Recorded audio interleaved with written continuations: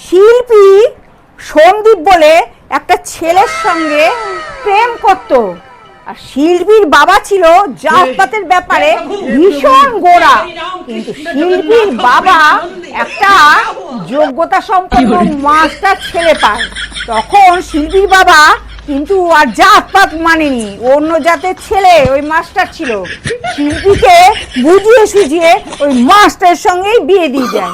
এইদিকে শিল্পী কিন্তু ওই বিয়েতে একেবারেই মত ছিল না। মাস্টার বয়সে শিল্পী থেকে অনেকটা বড়, আর তাছাড়া খুব একটা সুশ্রীও নয়।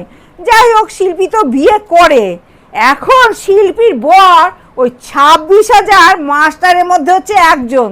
তাতে শিল্পীর বর আবার বেশ কয়েক লাখ টাকা ঘুষও দিয়েছিল।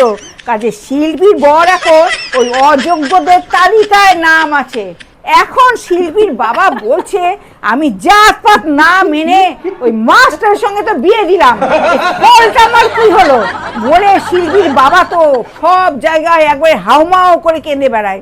এদিকে শিল্পী সে সন্দীপ বলে বেকার প্রেমিক, সে তো মনে হয় বেজায় খুশি।